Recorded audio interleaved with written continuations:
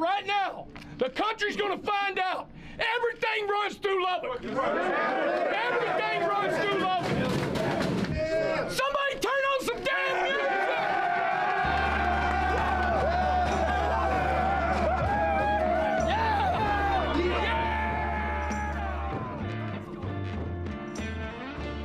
You're listening to the Gamblin Gauchos.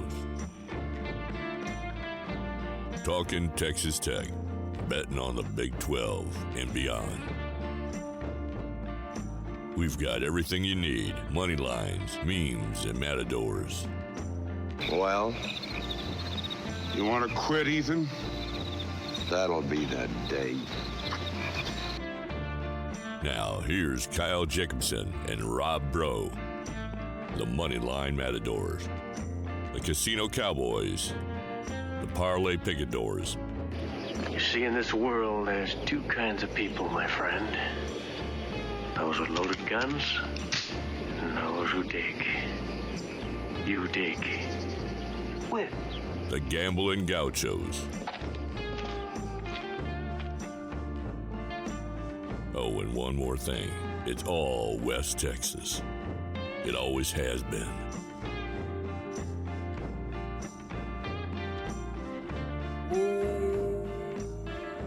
Welcome into the Gamblin Gauchos. I'm Rob Bro, he's Kyle Jacobson. About a minute and a half left in Creighton, Arkansas. So if we sound a little distracted here in the Cardinal Sports Center studio through the first, 5 minutes of the pod, that's why. Again, we are in the Cardinal Sports Center studio. If you want to visit Cardinals to gear up for college basketball season, or maybe a bowl travel, if you want to go to the bowl game when Texas Tech goes to the Alamo Bowl, you can go to mycardinalsports.com or visit them at Cardinals in Lubbock over by, 68th and Slide. I'm not a master fisherman, but I know bait when I see it. Yeah? And I'm not going to take it. Okay. I feel like we've already discussed that ad nauseum anyways. Do you like the paint area in the Maui Invitational Court? No. Why do they do that?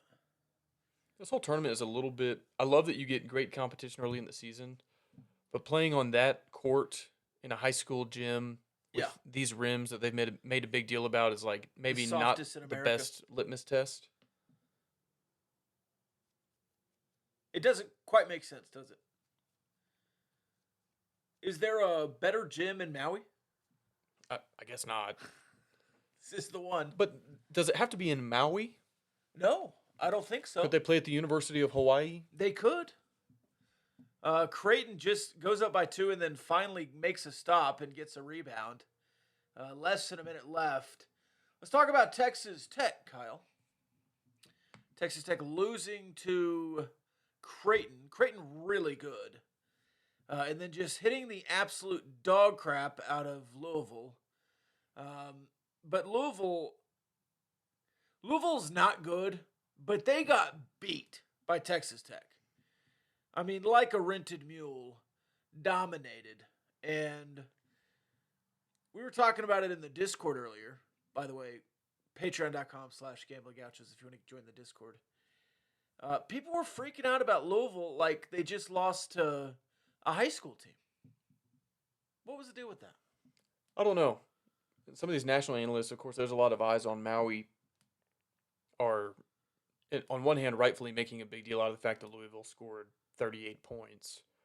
But they also have lost to 3 schools that you've probably never heard of or didn't know had a basketball program. I guess App State was one of those. People have heard of App State. In football. So I don't know why all of a sudden Texas Tech, nationally known for having a great defense, holds them to 38, so they fall to 0-5. The second time they got their asses kicked in Maui. And now it's like, oh, Louisville might not be very good. Like, yeah, you think? Like, why is their loss to Texas Tech the dam-breaking moment and not their 3 losses to mid or low majors? By and 1 point. Yesterday, when they also got their asses handed to them in Maui, I don't really get it. I mean, don't get me wrong, it was a dominant performance, but it was really not any different than what we've seen from Louisville to this point in the season. That was the lowest point total in the Miami Invitational since 1991. The Maui Invitational or the Miami Invitational? Maui. What did I say? Miami. I'm pretty sure I said Maui. Different sides of the country. We can check the tape. The Maui Invitational. Minnesota held somebody to 37 in 1991. And Alex Acorn, the music guy from the USA the last, 2 years ago now, he looked up that it was the lowest point total from Louisville in a basketball game since 1942. Yeah, I don't... Seems crazy. On ESPN, they were saying since 81 or 82. Because they scored 30-something versus Xavier. Well, that makes more sense. I don't know. But I'm just going to go with Alex Acorn. Yeah. Why not? Looking ahead to Ohio State, a couple of players familiar with. The main one, Sean McNeil. Isaac from, Likely. from West Virginia. Here's about Sean McNeil. And then, No offense. Yeah, no offense. If he's listening. And I think there was one game he hit a bunch of threes on Texas Tech, and they still lost. But Isaac Likely, who I did not know was at Ohio State until you tweeted that today. Yeah. I didn't even know he left Oklahoma State. I did the handshake meme. It's like Isaac Likely, Jim Knowles leaving Oklahoma State for Ohio State.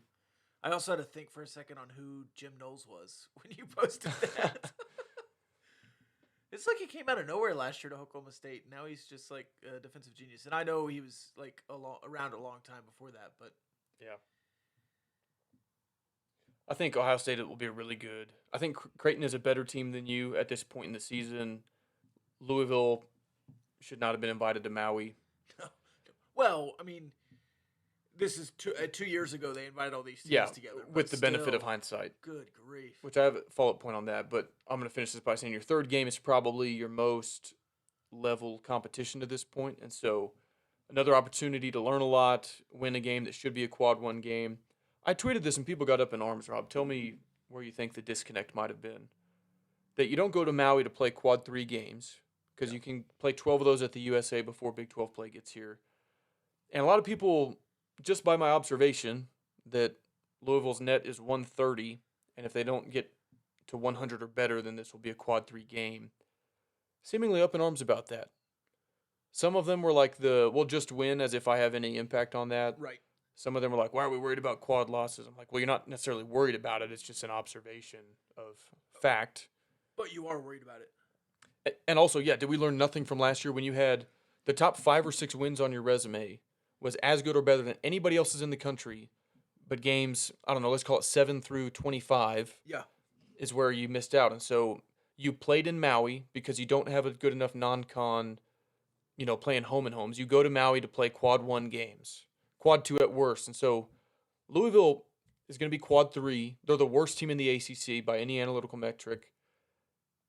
That's not why you went to Maui, and it stinks. But I was hoping for 3 quad 1 games, and Louisville did not hold up their end of the bargain. To this point. Now, they could get on a run or whatever else in ACC play, but no, they're not going to. No. They're not going to. What I was going to say was Texas Tech they're scheduled to be a 3 seed. It's like, oh, well, we have a good enough Big 12 schedule to be a 3 seed, so that's fine. And y'all can gripe at me for the observation, but the committee is kind of lazy from what I've learned about them. And to them, it's just quad 1, quad 2, or whatever. It doesn't matter if the game was played in November or March. They treat all quad 1 games equally. So if you go to Duke or to Gonzaga and beat the tar out of them, that's the same as beating up on, number 50 on a neutral site or whatever the quad 1 threshold is. And if you are a bubble team or, you're trying to avoid the 4 or 5 line and you want to move up to a 3, it matters that you played a quad 3 game in Maui instead of a quad 1 game. And so people might not like it, and I guess if they want a podcast to not analyze the quality of opponent and just tweet things like just win, then maybe a different podcast. I don't know, because I like to follow the analytical importance of the games. Well, and you tweeted that before or after Louisville? Before. Oh, Okay, that's here's the what other it thing. was. No, no, You here's tweeted the it other. before. No. Hang on. Here's the other thing. But I still don't understand the I response. chose my words very carefully. I You said did. this will be a quad 3 game. I didn't say quad 3 win. I said Right. quad 3 game, which means win and you get no benefit from it, lose and you have a quad 3 loss as a stain on your resume. It doesn't benefit you to play that game, especially not in Maui. Like, I get there's going to be some cupcakes, but again, you have 10 or 11 of those at the USA before Big 12 play anyway. You're not going to Maui to play quad 3 games. No, and if benefit of hindsight, like you said, Louisville does not belong in the field, and I don't know if Maui can handpick by year. I don't think they can because schools schedule trips like this in advance, and you can go out of the country or out of the contiguous United States something like a certain amount of years, and so you have to schedule these in advance. So they thought Louisville would bounce back. They wrote them off. Louisville didn't write back. Or they did write back and said, thank you for writing us off. We suck. It's crazy that you can just write one thing and then people read 5 things that you didn't say. People are like, well, this team can still, That's crazy, gain isn't some it? chemistry and learn. I was like, I didn't say they couldn't. That's crazy, isn't it? I was like, I didn't say they couldn't. Yeah. Well, we still need to win. Yeah, I agree. Just like I wouldn't say that Texas couldn't go to an Alamo Bowl. No, you didn't say that. Um, You just like to argue stuff do you have that anything else? technically has a 3% chance of happening Do you have anything else about the basketball team? just because you like to argue. I don't. I don't like to argue. No, I'm really curious to see what happens with Ohio State. And I think all things considered, you win that one and you finish 2-1 in Maui. That's a good trip. 3 quick things. Actually, I do have one more thought on basketball. Daniel Baccio, Dog. Kevin O'Banner, Dog. Robert Jennings. Dog. Who's your 6th man? Robert Jennings, Lamar Washington played 23 minutes today. I feel like they wanted it to be Lamar Washington, but he didn't get any minutes versus Creighton yesterday. Yeah, and he had 4 or 5 turnovers today. Is it Damarian Williams? No, he's probably close to last on the team in minutes. KJ Allen? Yeah, I think the team is trying to figure it out. I think it'll be Dawes when he comes back. But then if number 6 and 7 on your bench are Dawes and KJ, Or Robert Jennings. you need another guard or a wing. Yeah. What happened to Walton? He was getting a lot of minutes the first 2 or 3 games. He did not look good against Louisville today in the second half. Of course, the game kind of got sloppy up 30, but There's opportunity there. yes. Somebody on the bench can carve out a really good role for themselves and probably play 24 minutes a game in Big 12 play. And I've thought Robert Jennings has earned minutes every time he's been out there, but again, you can't have Robert Jennings and KJ as your first 2 off the bench because you need scoring off the bench. That was your main issue against Creighton, I would say. Is this tied? I don't know. I have not seen the score. Yeah, that'd be nice if they showed that on the You screen. get they got a shot off. They did not call a foul. He was trying to get a foul. I don't know why that guy left his feet. It must be tied. Tied it because they're trying to put time back on the clock. Or Arkansas just took a lead. I don't know. Texas Tech fans, They fouled. Well, no, they fouled, so it can't be tied. I don't know if he fouled on purpose. Yeah, he's down 1. Okay, they're down 1. Texas Tech fans should be rooting for Creighton to win the Big East. Yes. Creighton plays Texas, so they'll have a common opponent. But, the Big East is always a pretty quality conference. And I don't like arguing quality losses, but the Yeah. higher Creighton's net and Ken Palm and all that is, the better it is for Texas Tech. Do you think they'll take the sound tarping off the Moody for Creighton? I mean, They're going to be top 8, top 7. they didn't for Gonzaga, and Gonzaga was 2, Oh 4. yeah. Crazy. But hell of a schedule Chris Beard put together. He never did that in Lubbock. Do people just not want to come to Lubbock? I don't know. I'm not even on the train that like, oh, you should schedule Duke and Gonzaga. Like, just get a quad 2. Yeah. Get somebody who won their mid-major last year Yeah. that wants to play a Power 6 opponent. Or, Clemson.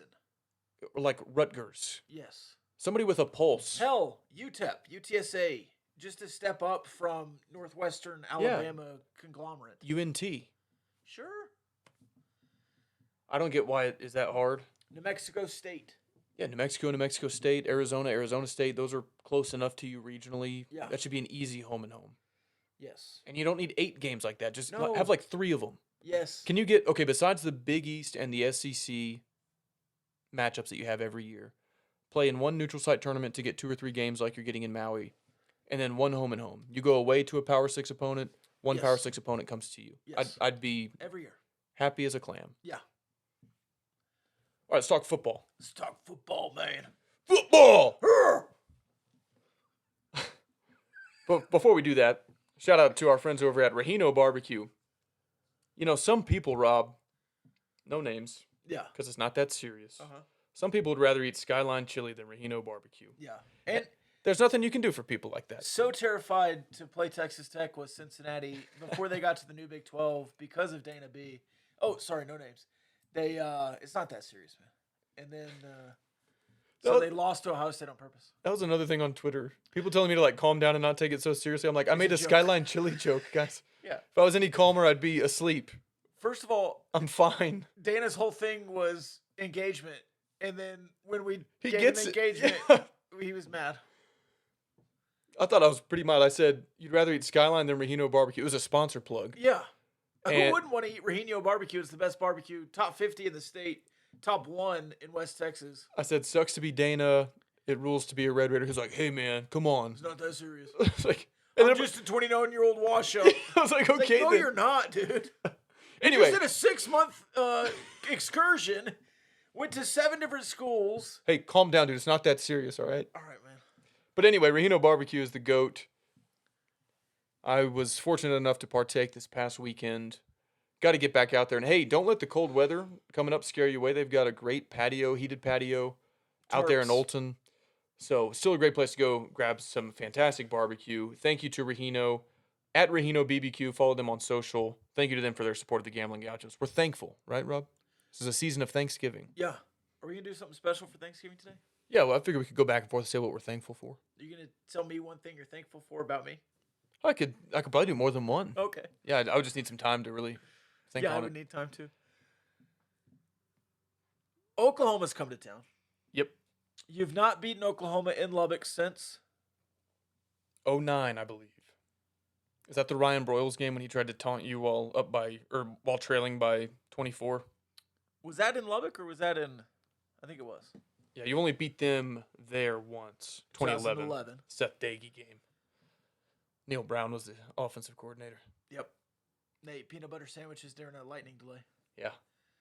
In 2005, I believe, was it 05? That's the Was it Torian Henderson. Yeah. The thread you did today, which you've done them for 4 or 5 schools, TCU, Baylor. I did not see an Iowa State one. I think there was a Kansas I one. had nothing on Iowa there State. was nothing there. Kansas, there was a few. The West Virginia one was pretty. The West Virginia especially for one, schools that far away that don't Yeah. have a history like you lots do of with lengthy stuff. the Southwest Conference schools. The photo you found for CJIU, how did you just Google CJIU Oklahoma and then that was the first one you saw? No, I've had that photo of Torian Henderson saved. I might have used that for the countdown to kickoff. But you knew it was CJIU? No, I didn't until I went back and kind of like I reviewed the tape because I thought he might be in that picture, and I was like, I think that's him because he was 98 or 99. That is hilarious. And I found other pictures. I was like, yeah, that's. I'm like 95% sure that's CJIU. That is hilarious. You know what else is funny about that game? I was there. You were? Huh? That game is the Big 12 refs tried to rip us off, but Yes. we won anyway game. Do we have Yes. that on the board Oh, for the ones who may not be as familiar? Big 12 refs tried to rip us off. We won anyway. Go Raiders! if you Okay. don't know what that is, there's an interview being done in the tunnel. Yes. We can find the video on YouTube. Do you know who Yes. the interview is being done with? Running back. Fullback named J.D. Runnels. Yes. Whose doppelganger is C.J. Ayu. So when Joey McGuire got hired and he was filling his staff and it was announced that C.J. Ayu was coming as an assistant, a bunch of Tech fans were like, he's the guy in that video, the Oklahoma player that they interviewed. I was like, no, not No. quite, guys. Not quite. So anyway, they get them mixed up, I guess. Go Raiders! You That's know, one of my favorite videos of all time. you know who else was on that OU squad? 05. I have no idea. Dusty Dvoracek. Okay. Yeah, that guy. that guy. You don't like Dvorak? Not a big fan. He's all right. Him and Steve Levy calling Tech Oklahoma games has kind of scarred me forever because they stunk. You better, Dvorak, check yourself before you wreck yourself. Who's calling the game this weekend? Do you know? I could look that up. It's not Tim Brando. He's doing the Sunflower Showdown. No, and they were not happy. No. Kansas State fans were not happy. Not happy about that. Anyway, what were we talking about? CJIU. Oh, the Oklahoma connections. Yeah. A ton of the connections really just stem from Mike Leach being the offensive coordinator there, and then bringing some assistants over with him. Well, Lincoln Riley. Right. A bunch of coaches did both. You know what I should have? I don't know how I could have woven this into the thread, but Cliff Kingsbury, he didn't leave Texas Tech to go to USC, but USC was his next stop. But Lincoln Riley didn't go to USC from Tech, of course. He went from OU. So anyway, honestly, we can get into it. I think this is a super evenly matched game. Would you say that Cliff coached at USC or just was hired by USC? Because 4 former Texas Tech quarterbacks have coached for USC, if that's the case. Daggy, Cliff, Riley. Oh, and Harrell. Yeah. Yeah, okay. I kind of forgot about Graham Harrell there for a second. I was like, who's the fourth one? Maybe USC will lose back-to-back and you'll get stuck with them somehow in the Guaranteed Rate Bowl or something. Wonder what Davis Webb is going to do after cashing checks. Oh, coach. In the NFL for a decade. At USC? For sure. Maybe at Cal. He'll probably go to USC. Maybe Kitley will be off to bigger and better as a head coach somewhere, and Joey McGuire hired Davis Webb. Davis Webb, man. Good for him. Yeah. He was a Power 5 caliber starter, and it just so happens that the greatest player to ever play football comes in right behind him at Tech. And he got to Tech with a number 1 overall draft pick, Heisman Trophy winner. And he uses the portal to his advantage, gets drafted, and I don't know if he'll be like Chase Daniel, but he'll cash enough checks in the NFL. Yeah. That he'll be good. So well, and he's so instrumental to the rest of the process. He's a cheap coach. Probably a more expensive coach, actually, because they could just hire an intern. Was his dad a coach? I don't know that. But when he's with the Bills, do you remember the article that came out that he did all the cornerbacks books that they needed to... Anyways. I didn't see that. So Oklahoma's come to town. Yeah, I was looking at some of the per drive stats just in Big 12 conference play. You know, by this point, I think that's a really good and fair analysis because both of these teams have played all the same opponents in that respect other than each other. And they seem very evenly matched to me. I'd be curious if you have a different take or if you think there's an area or two where one team could separate from each other. But just to run through it real quickly, offensive points per drive, Tech is 7th in the conference. Oklahoma is 8th. Their touchdown rate, Texas Tech's is 29%. Oklahoma's is 28%. Again, 7th and 8th respectively in the conference. I guess where there are some divergences is Texas Tech kicks a lot more field goals, 3rd in the conference. Oklahoma 9th. Now that's made field goals. I think they've either missed a few or just have not kicked them. Your punt rate is skewed because you're so aggressive on 4th down. You have the 2nd lowest punt rate in the conference. Oklahoma 8th in the conference. So they punted a lot more than you, but again, some of that is because you're also turning it over on downs instead of punting. Turnover rate, almost identical. Both teams right at 12%, 5th and 6th in the conference respectively. Both kind of on the bottom in terms of turnover rate. Texas Tech worse in the conference, 13.4%. But sorry, this is not turnovers, it's turnover on downs. So again, your philosophy kind of lends itself to that. Oklahoma, not too good either, though. They're 8th in the conference. Yards per drive, you're neck and neck. I could go through some other ones, but you get the point. I think that this is not the OU of old where they're just going to out-talent you. They're better at every aspect of the game than you. They're very comparable. And these are color-coded. And there's only 1 or 2, maybe punt rate, that are even further than 2 apart. Yeah, the punt rate, and field goal rate. And again, that is because you're so aggressive on 4th down. Your turnover on downs rate, force on defense is 4th in the conference. There's a 7th.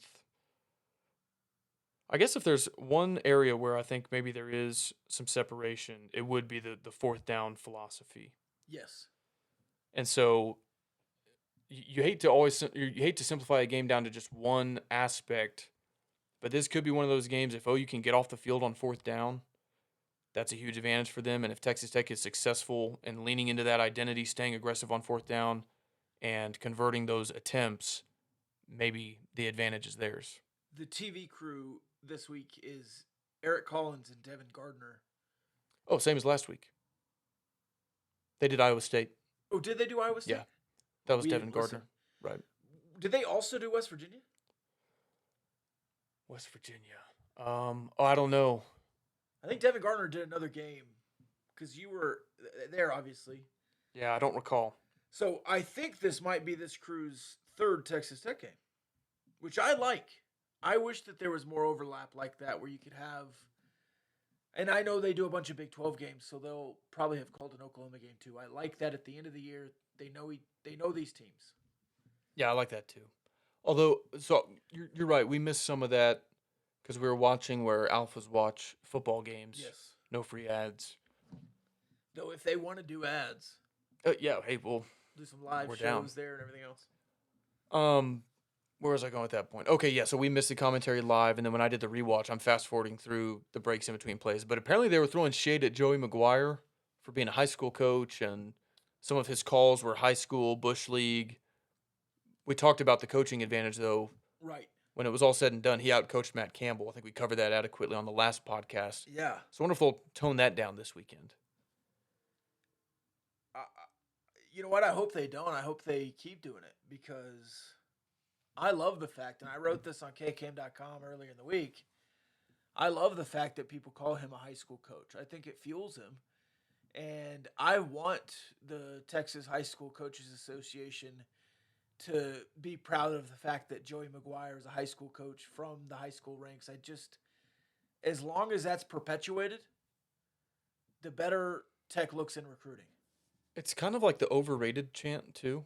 Yeah. So, like, Texas fans were mocking us all offseason for hiring a high school coach. Uh-huh. Okay, then you just lost to a high school coach. Right. So, I guess, whenever we start winning 9 games and going to Alamo Bowls, which we're not going to do this year, Yeah. it was like, okay, did you let a high school coach do that to you, or can you Yeah, just give him some respect? Let's take one of the most important things in Texas culture, especially West Texas culture, high school football, and claim that that's a negative. Okay. All right. All right. Cool. So I don't mind it at all. And I don't think he cares. He No, said that at his he introductory loves it. press conference. He said, I'm a high school coach who happens to coach college football. Yeah, and he said that they were going to make this the Texas high school university. Yeah. Fine by me. Look at our Yeah. high school recruiting right now. I want to go find that clip and post that we're Texas high school university whenever somebody says he's a high school coach. It's like, yeah, correct. Yeah. Looking at conference only stats, and the analytical numbers also matter, obviously. But just some broad stats that you have to look at these in kind of vacuums. Okay, Oklahoma got shut out in a game this year, so their season average in points is going to look low. Of course, they also scored 56 in a game this year, so that kind of evens out. That's why it's averages. This is conference games only. If we had the time, I would love to look at both schools, take out their best performance and their worst, and look at the other 6 conference games that they've played. But we didn't do that. No. Oh well. I'm just in a dream world. Points per game, right beside each other, at 30 per game and 27 per game. And then defensively, Texas Tech gives up 29 points per game, and they give up 34. So you score 3 more, they give up 3 more. You're going to win by 6. And really, That's how it works, right? ever since they kind of got exposed in, I don't know, early October, ESPN FPI has had this as a toss-up, and it moves a little bit one way or the other. I don't think it's swung more than like 55-45 for either team, though, for the last nearly 2 months. So I think we always knew this was going to be a closely contested game if you pay attention to stuff like that. Yeah. I think their defense is bad. I think so, too. I want to talk about their offense next, but yeah, their defense gave up 38 to Baylor in Norman. Yeah. A Baylor offense that since put up 3 at home against Kansas State, right? And then 20-something at home against TCU, which has not really been shutting people down most of the season. You know, they've been a defense that has been had before. And you gave up 30-something to Baylor. They had a pick 6 too, but Oklahoma went scoreless in the final 3 quarters of Bedlam at home. yeah. So Still won. they had a great first quarter. They had 200-something yards and 28 points, but Yeah. clearly they aren't able to just sustain that consistently, even within games, not even talking about game to game. They only scored 20 against West Virginia, a bad defense. So I don't even know if their offense is that potent. They're certainly better with Dylan Gabriel healthy than they were without him, but And Marvin Mims has gotten a lot of opportunities deep and cashed in some and dropped some. all their good outputs, though, 52 against Kansas, that was on October 15th. And they allowed 42 in Norman again. They allowed 41 to K-State in Norman. They scored 34. That's a pretty good offensive output. 49 versus Nebraska, but we're in mid-September now. Only scored 33 versus Kent State. And 0 against Texas.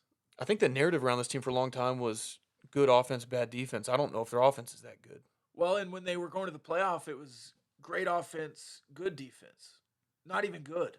Mediocre. So I agree. This is not the Baker Mayfield, Mark Andrews, P. Ryan Mixon, D.D. Westbrook offense that we saw go toe-to-toe with Patrick Mahomes, but I don't think it's a bad offense. I don't think so either. But I think you're trending upwards, and they're, at the very least, plateaued. Who do you think cares more about this game? Texas Tech. It is hard to... Okay, so 2 things on this. A school like Oklahoma will always claim that they're your Super Bowl. Yeah. Not when you're 6-5. No. There was a time when, Texas and OU were always the biggest games on the schedule. They're top 5, top 10 teams. That was the big game on the calendar. You're not anybody's Super Bowl when you're 6-5. No, but I think there is some cachet to be had by saying it's Oklahoma. Yeah. And I don't think in the film room they're saying, big bad Oklahoma's coming. We got to watch out. I think they're saying this is who they are on the field. Historically, you've never beaten Texas and Oklahoma in the same season. Do you want to make some freaking history? Yes. And I think that's been said in the locker room. I think there's plenty of bulletin board material as well. You've not beaten them since 2011. They won 6 straight Big 12 championships. They beat your best team in the last 20 years by 2 touchdowns or whatever it was. On that point, that you've never beaten Texas and Oklahoma in the same season, there are a lot of similar bullet points like that at stake. Yes. Which is also why I agree with you that Texas Tech feels like there's more on the line. I think a lot of guys at OU probably are just ready for the season to be over. They're not going to hit any of their preseason goals of winning the Big 12, going to the playoff, anything like that. Some of them are probably looking at the transfer portal. I just don't think they're going to be that juice to play a 6-5 Texas Tech team in Lubbock. No. So some of these other bullet points, like you said, Texas and OU, both dubs in the same season. That's never happened before. First winning record in conference play since 2009. And another way to say that is the first winning record in conference play ever during the round-robin format. Yeah. You have never had a winning record when you've played all 9 Big 12 schools in the same year. That's a good way of looking at it. What else was it? So you have that you could win your 6th home game, which I would find really 6-1. funny because of all the heat Texas Tech and Joey McGuire took for saying everything runs through Lubbock. If you finish the season 6-1 in Lubbock, I think you more or less backed up that statement. Yeah. You have not won 6 home games since 2009 in the same season. Joey McGuire would become the first-year head coach at Texas Tech to have a winning record in conference play since Spike Dykes went 4-3-1 in the Southwest Conference in 1987. Wow. Yeah. And that's even Cliff Kingsbury, who started 7-0 and couldn't do any of that. He finished 0-5. And you know what I forgot to do What today? did you forget to do? Dadgummit. I'm going to look this up. When's the last time you won 3 straight games to finish a year? 3 straight games to finish a year. At Texas Tech. Might have also been 2009. Do you mean regular season or bowl included? Regular season. Man. When's the last time you won the 3 final games in November? Man. Because I don't know. It might even Have you ever done be- that? Not ever. I'm sure you've done it in the history of Texas Tech football. But I'm just trying to think of like even the really good teams like 05, they went to the Cotton Bowl, but they lost one in Stillwater down the stretch. 08, you lost to Oklahoma in the second last game of the year. I wonder if 04, because a lot of their losses were early in the season, but they wound up playing for a Holiday Bowl. I wonder if they won their last 3. And I'm not saying that's the last time it's happened, but Right. that's a team that comes to mind that might have done that. But not last year, not 2020. Them in 2009 would be my best guesses. Because even the Tuberville years, you faltered down the stretch. Oh, Cliff, yeah. Cliff always did it. Did you see the first half, second half season winning percentages from Texas Tech Yeah. and Arizona? I think that's different in the NFL Oof. because there's no Sam Houston in the NFL. Right. Yeah, the non-conference is very, very generous to the front half. I of wish your they had schedule. pulled his Big 12 record, like his first 5 Big 12 games and his last 4. I bet Right. it probably was. All right, I'm going to look up 2009 and 2004 to see if either of those squads did it. And if it's not them, then we might be going back a long ways. Even, again, some of the really good teams, 1976, they lost to Houston. At the very end? Yeah. We should have asked Mainville. He's so good at I pulling know, the... and I had this on my thing to do before the pod. This is Okay. great radio, by the way.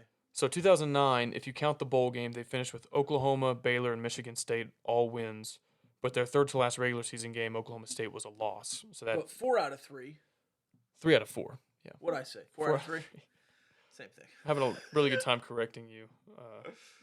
It's okay. I need it most days. All right, 2004 is my other shot in the dark here. Let's see. Some of these you remember the games, but you don't remember the order that they were played in. Right. No, 2004, their final 3 games, win versus Baylor, loss at A&M, win versus Oklahoma State. But they won 4 out of their last 5 if you count the bowl. So they did finish strong, but not fitting the criteria that you mentioned. Anyway. Yeah, we'll figure it out here. So yeah, all that to say, I think there's a lot on the line for Texas Tech and just kind of program perception. Are you trending up from last season? Yes, I think worst case scenario, you're about on par with last season. And not that Joey McGuire needs a last-minute recruiting pitch to anybody in the 2023 class, but moving forward, the 2024 class, you can say, hey, we've been to a bowl game 2 years in a row. Hopefully we won 2 bowls in a row. You know, we won 8 games if you count the bowl last season. We're going up. If you join us in Lubbock, we can win 9 or 10 games. Oklahoma, I don't think, can really sell any of that. So Brent Venables No. is going to have to be an excellent motivator this week. And that's a roster that there has been turnover, sure. But all those sophomores, juniors, seniors, redshirt sophomores, juniors, seniors have been like Big 12 championship or bust kind of players. And now they're here. You missed one last year, and now you're 6-5. That's just not their standard, right?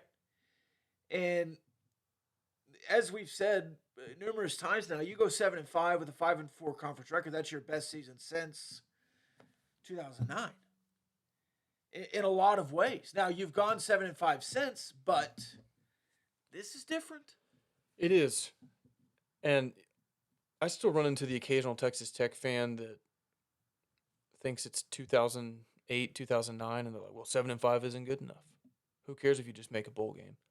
I kind of agree with that. I do think the standard should be higher, but like if you're on a ship and you're sailing in one direction and you want to turn it around and go a different direction, you got to kind of slow the ship down first and start to make the turn before you can just do a 180.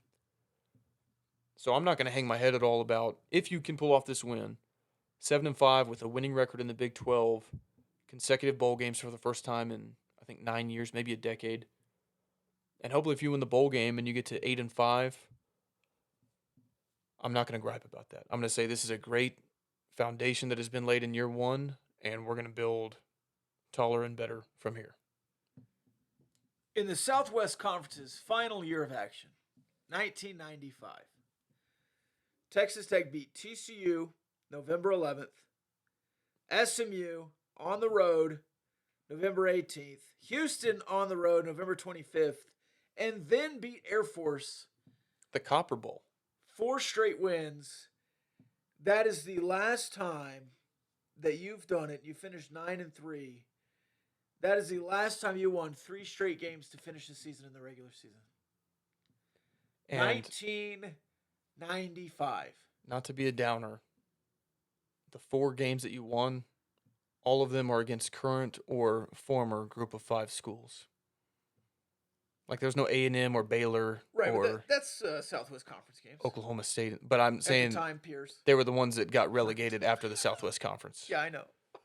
So, like, it wasn't like you finished with Arkansas. The context there is this is the final Southwest Conference year. Yes, I agree that those were the ones that were probably had their daubers down.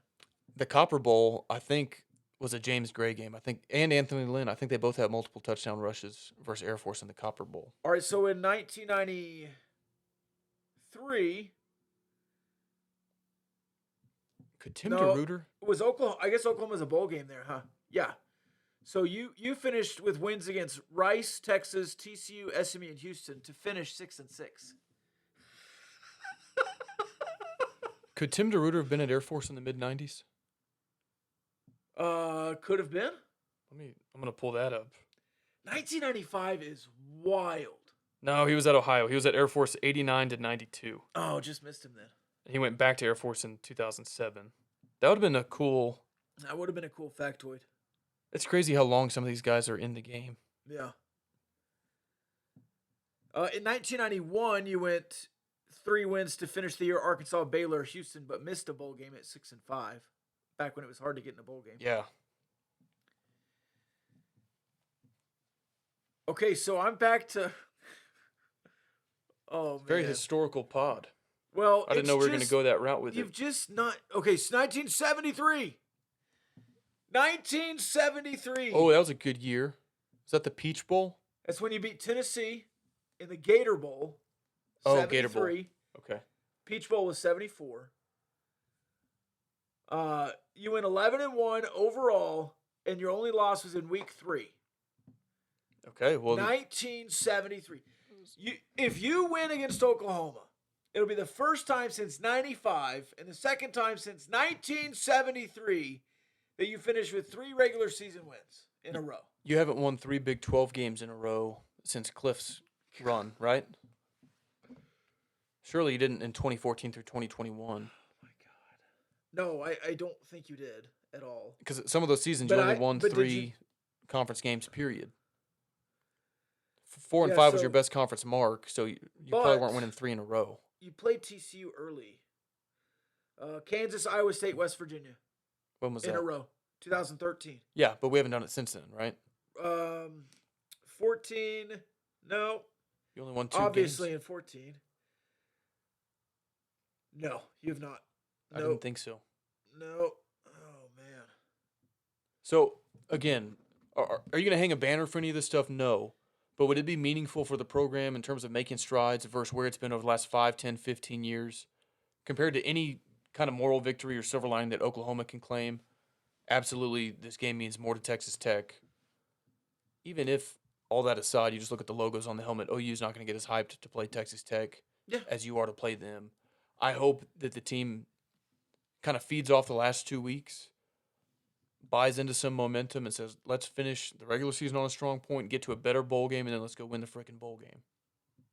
Yes. Oklahoma, if they're able to manufacture motivation for this game, it'll be that, manufactured. And credit to Brent Venables and his locker room if he's able to do that. But Well, it's got to be hard to do at a program like that. you know who's really good about manufacturing motivation? Joey. High school coaches. Yeah. Yeah. And that's another reason why I think Joey McGuire is damn proud of being a high school coach, and I really don't get offended when people say that about him. Now, did you see, and I missed this, but did you see the tire on the sideline during the game last week?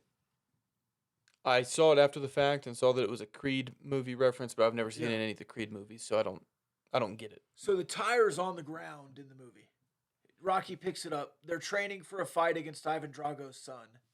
Apollo Creed died at the hands of Ivan Drago. I know the Rocky movies. I don't know the Creed movies. I just set up the backstory. Okay.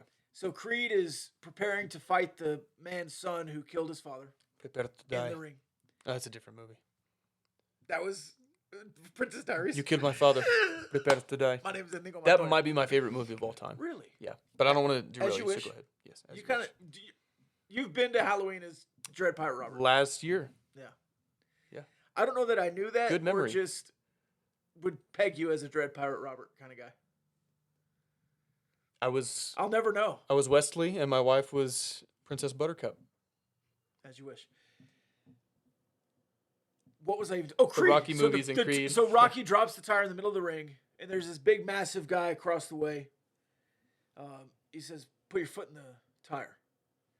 So he puts his foot in the tire, flat, and then the other guy does, and they fight body to body with their feet in the tire. So I'm sure he told these guys at Iowa State, "Put your foot in the tire," and don't you think that mattered on a goal line stand? Hey, put your damn foot in the tire and don't get out until the fight's over, because they're going to keep punching. You have to keep punching. I don't know if that was his speech. That would be my speech. But Joey McGuire does that kind of stuff, and it fits in this program. Well, I'm not calling you out here. Uh-huh. Just a statement of fact. You know, I like to just say things that are factual. Yeah, and- can I guess what you're going to say? Yeah. I complained about Joey being a high school coach in some of the stuff early in the year. No, that Okay, what were you going to say? specific to Iowa State. Oh. I think you and I were both just a little bit nervous about the game because of the cold. Yeah. Oh, yes. But so Yeah, so and pregame. I hammered him pregame. Pre-game, the Texas Tech creative team is tweeting pictures of players going out for warm-ups shirtless. And, they're saying, Brand don't care, Yeah. bring on the cold. Uh-huh. And I'm like, if you can back it up, then this is badass. If you Well- can't, you're going to look stupid. I just to clarify, I loved the guys that came out shirtless. Charlie Robinson had the Fair, cowboy hat. yes. But the thing that got me was the video. And I don't think it was the Tech guys that put it out. I think it was Mason Hordisky. Yeah. Who put out the video. But same thing. They're out there bundled up and then taking all their stuff at the logo. Yeah. It's like, how many times do you see people do things at the logo? Yeah, that's always touchy-feely. Yeah. But if you can back it up, Didn't you almost get in a fight with West Virginia because you were on their logo or they were on the double no, T? they brought a sledgehammer to the logo. And that was a Cliff team, and so they're like, whoa, what do we do? Are we supposed to be in a dogfight? Oh, Anyway, my that's gosh. kind of a cheap shot at Cliff. I love Cliff. But if you can do that, if you can come out shirtless when it's negative 26 degrees outside and you can back it up and say, Yeah. Brand don't care, great. And I like that. I mean, obviously you haven't had a perfect season, but this team seems tough. They've had Yes. bad quarters, bad halves, bad games, and they seem to bounce back. And they're hyping up this Brand don't care, what's next. And so, they got a pretty good win against a much improved Kansas team. They go to the Arctic tundra and beat a team that should have been much more comfortable and familiar in those conditions.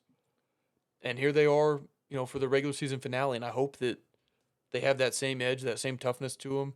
I'd love to see that. And yeah, it can backfire on you if you don't back it up, but they don't really seem that worried about it. No. They're like, this is who we are. We're going to lean into it, and we're going to back it up more often than not. Well, and the point I was making before all that was it just seems genuine.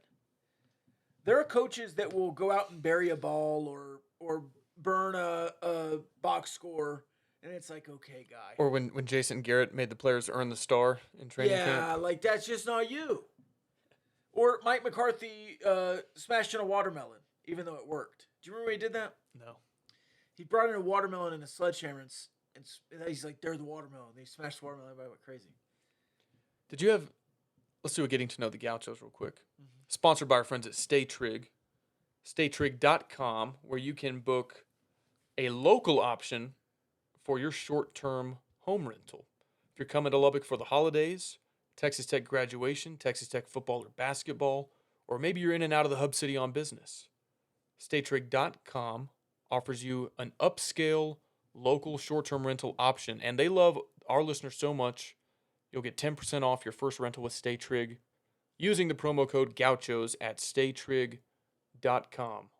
All the homes are professionally decorated and furnished up to the same standard. Don't get stuck with the last-minute overpriced hotel. Don't roll the dice with an Airbnb. You don't know what you're going to get. Or a Verbo. Stay local, StayTrig.com, 10% off using the promo code Gauchos. Getting to know the Gauchos. In your playing days, was there either a good gimmick that worked or a bad gimmick that you kind of cringe and remember? Yeah. Okay. I love the coach I'm about to talk about.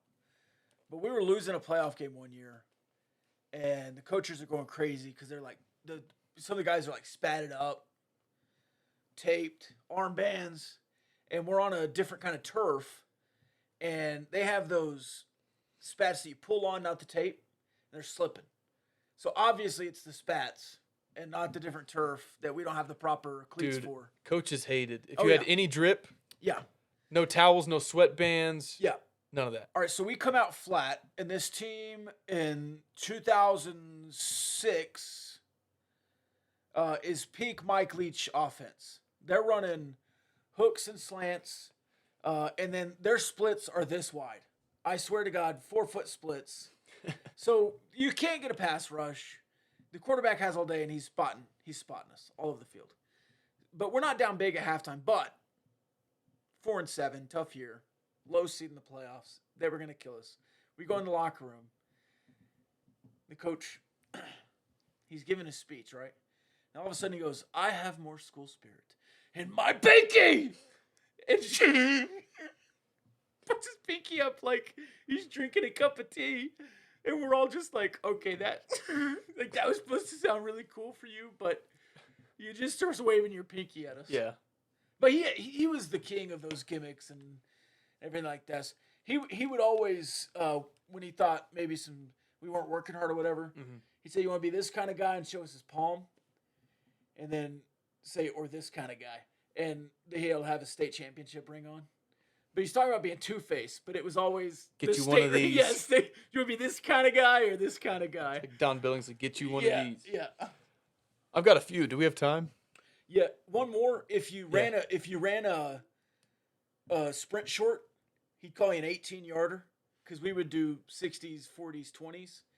You guys being 18-yarders right now. And then one year he was calling us 49-minuters because you don't want to play 48 minutes. You want to play through the whistle. You want to play through the game.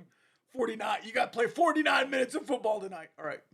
So on the 48 minutes deal, during the off season one year, our coach was trying to ingrain in us like how important, because the athletic block was like 52 minutes after passing period, so they gave you a couple minutes to like change. Sure. But the workout was 48 minutes, and he was trying to like instill in us the correlation between like you work your ass off for 48 minutes in the off season, we go play for 48 minutes in the regular season, and so we're all in the room. It was like study hall, and he goes, "Hey Patrick, how long is a football game?" A few hours. And he goes, JP, how long is a football game? 4 quarters. And he's like getting pissed off. He's like on the third or fourth day, he goes, it's 48 minutes. You play 4 12-minute quarters. Anyway, freshman B team. I'm the backup quarterback. Sure. I really care. I mean, I love football. It's our first game of the season. I can't wait for the season to start.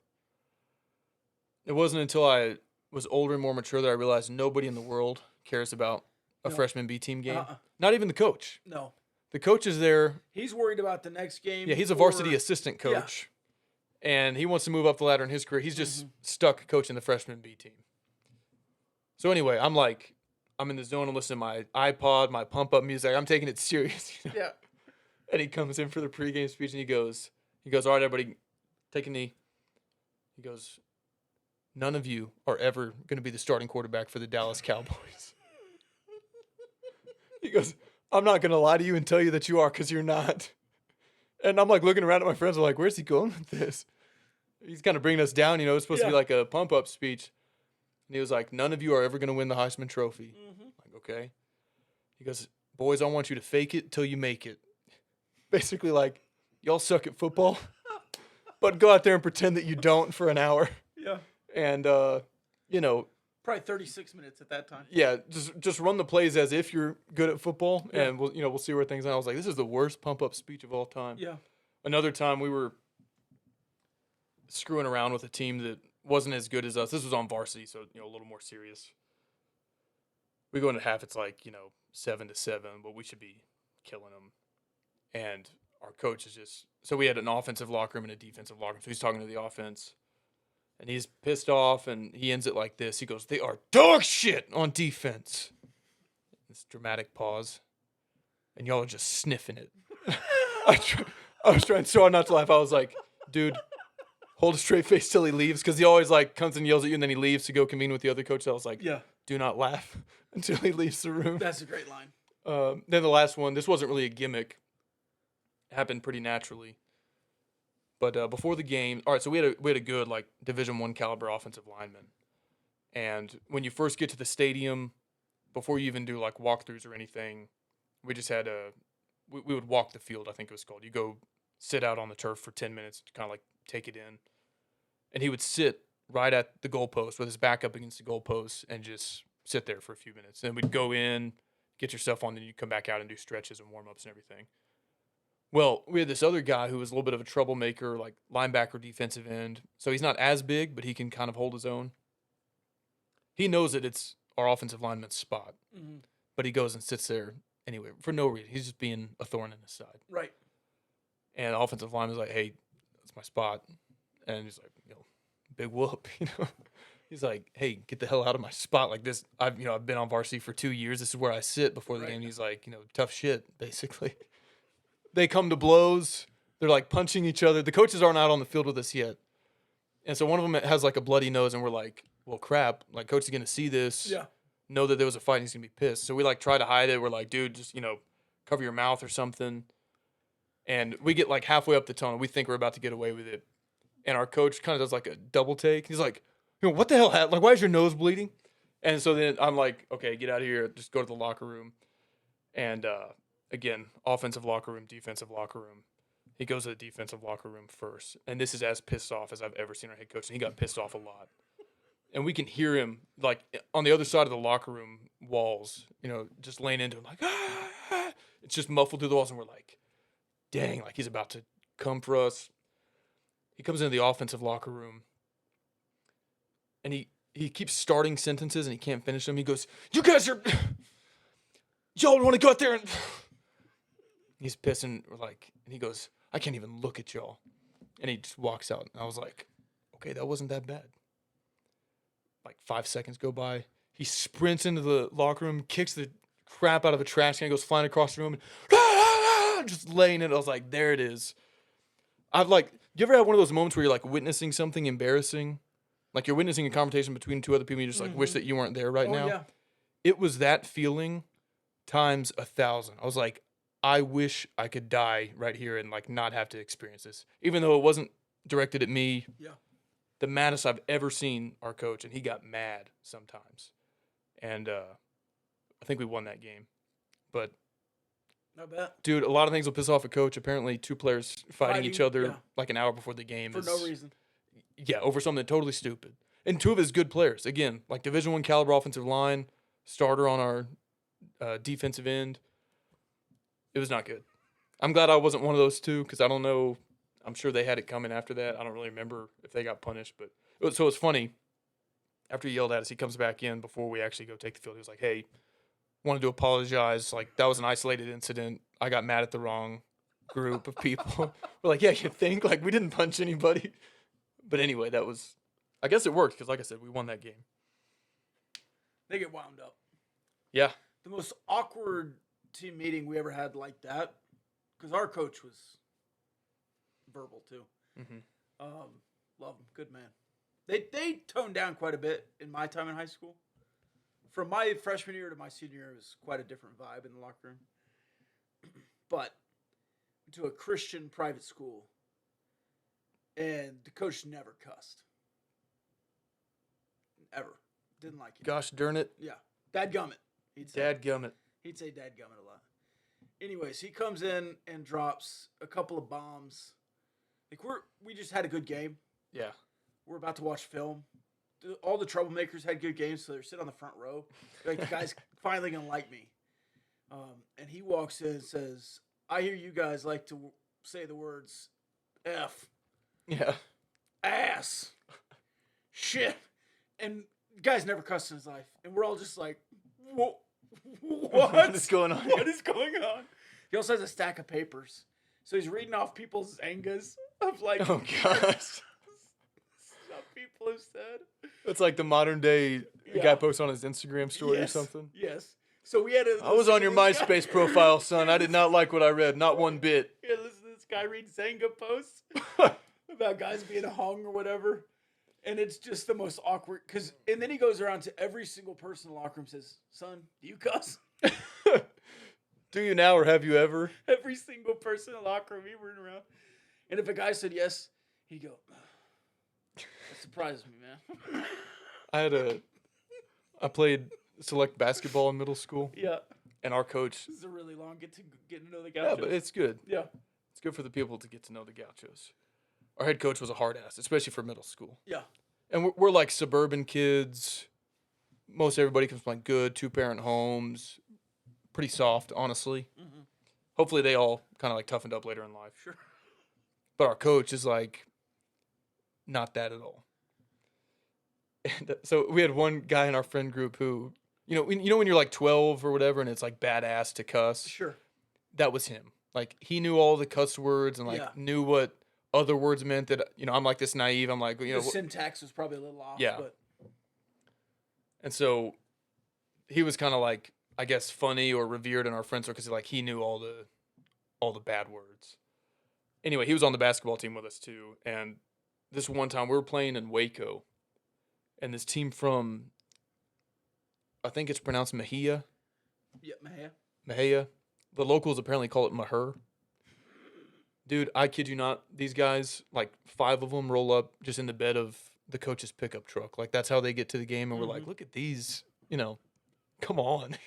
Dude, they wiped the floor with us in the first half. Oh my. And usually halftime, you just like sit on the bench, the coach talks to you, and you go back out in the second. He was like, come here, get y'all's ass up right now. Like takes us to this like side exit out of the gym. You're running. We're like out. No, we're not running. We're outside the building so he could lay into us. Oh. Like he didn't mind really cussing at us in front of our parents, but it was like, damn, or like, Right. get your ass in gear. It was on another level outside. Like he did not want our parents to hear what he was about to lay into us with. Right. And so we get done. It's like the halftime from hell, and we get back in the gym. And the friend who knows all the cuss words, he goes, dang, I didn't even know what some of those words meant. We're like, shoot, that was bad. Yeah. And they were a better basketball team than us. They still beat us, but he was just pissed that we were like not showing any effort. Right. And so it was like one of those funny conversations to have with your mom after the game. She was like, "Hey, why did Coach take y'all outside the gym for halftime?" I was like, "Well, we were in trouble. Yeah. That's why." Same coach that never cuss was trying to get us to play harder one half. He said, "You guys are giving me heart. You guys are giving me head."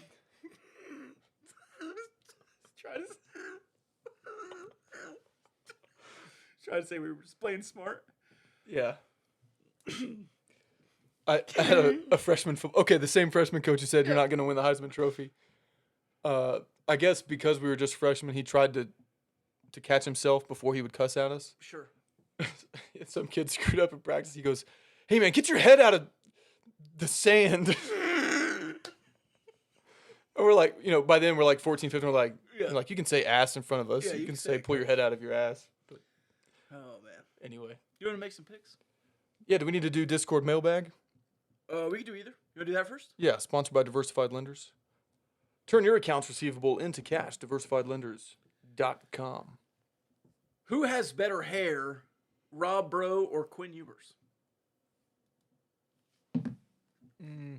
I'll go you. His is honestly pretty thinned out. It's not a good look. Pretty gross. You got a pretty thick head of hair. So Thank you. I'll go with Rob. I appreciate that because if you look from the right here,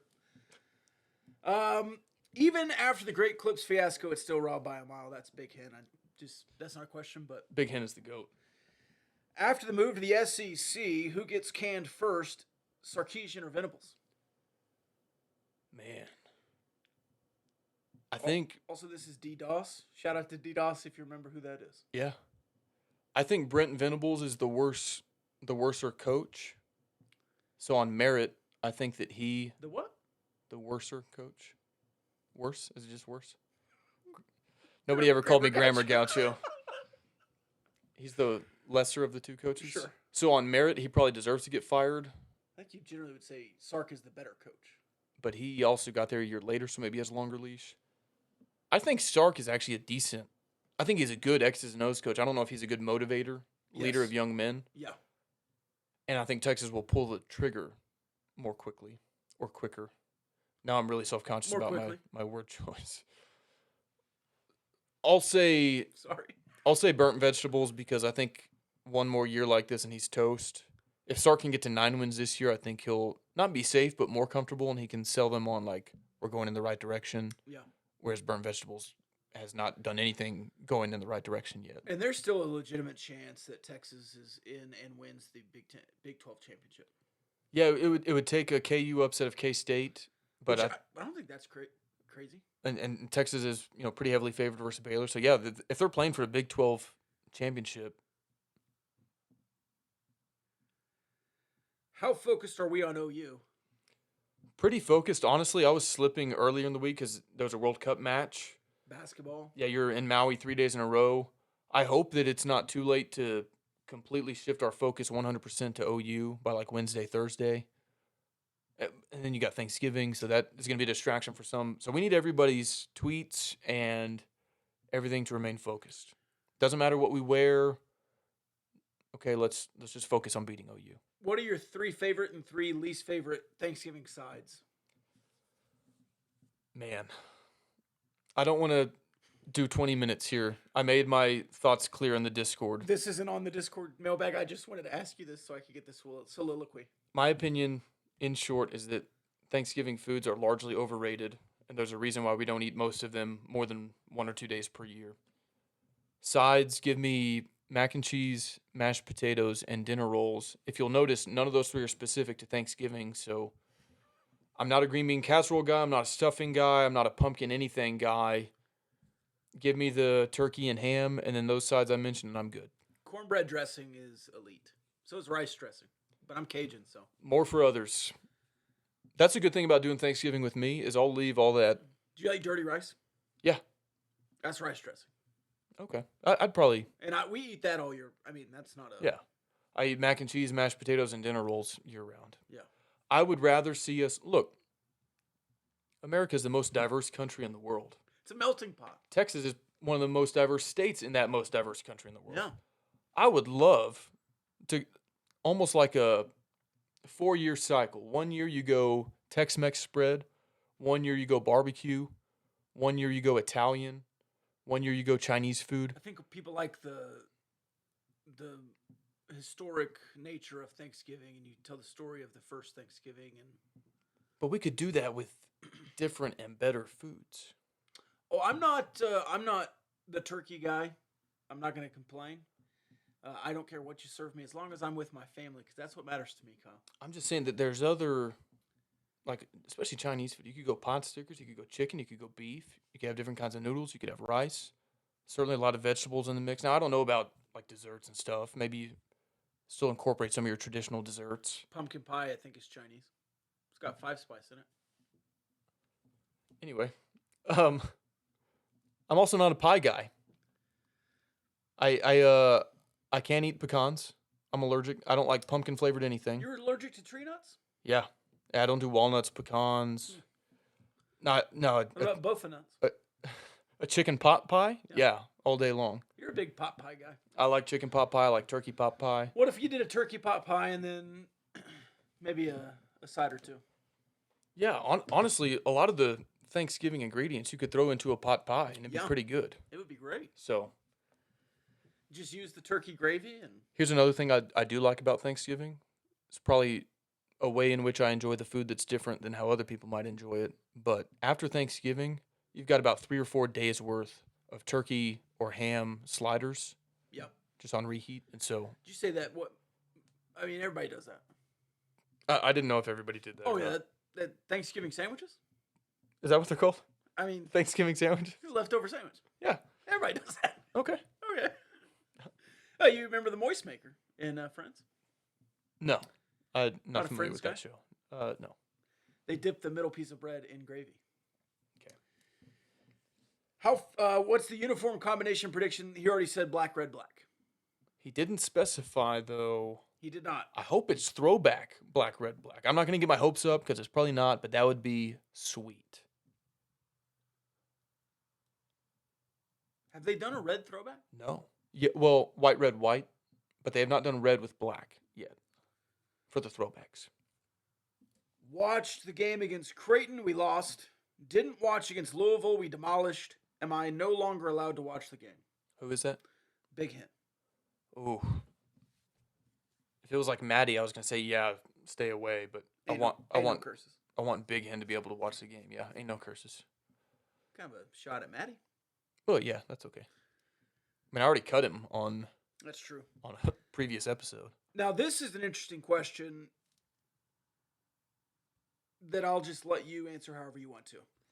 How long do you all see this coaching staff staying together? I hope I'm not being naive. The football coaching staff? I'm assuming. There's pretty much. Do you know what is that term? You know, I'm a big bell curve guy. Yeah. There's no way all 11 stay, but let's just call it the top 3. There's also something in stats where there's like 2 bell curves. And like the example that's always cited is the bell curve for people who cheated on the test. Like their average score is going to be different. And then the bell curve for people who didn't cheat on the test. I kind of view it that way with coaches. Either they're here for a short time because they suck and they get fired, or they're here for a short time because they audition for 3 years and they get promoted to a different job, or they stay for like 10 years. I feel like there's very few in the middle that stay 6 or 7. It's either 3 or 4 or 8 to 10. So It feels like the bell curve would be 3, but they suck. 10, 3, but they're good. no, it's 2 separate bell curves. I know, but it also seems like the bell curve could be that. No, it's not how that works. Sure. I hope I'm not being naive, but it does seem sincere. I mean, Joey in his opening press conference said, "I will die at Texas Tech." Yeah. And Tommy Tuberville, a day before taking the Auburn job, said, "They're going to have to carry me out of here in a pine box," and he left. But I do not think this staff, if they do a good job in year 3, year 4, will take the quote-unquote promotion to a bigger name program. I think they're here for the long haul. And I don't think they'll fail and get fired after year 3 or year 4. So Who would hire Joey away?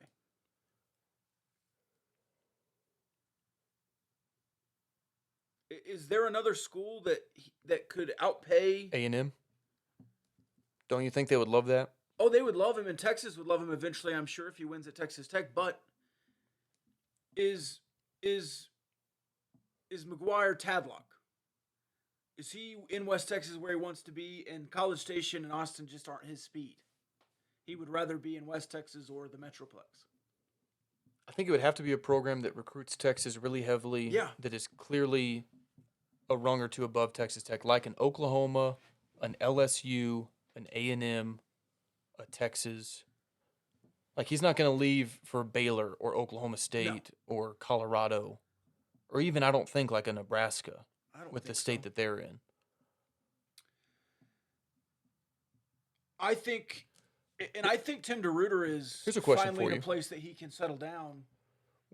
When is the last time a Texas Tech head football coach got hired away to a quote-unquote better job? David Mook Williams. 40 years ago? Yeah. 35 years ago? We've done this before. People always call us the stepping stone job. Joey wouldn't be the one to leave.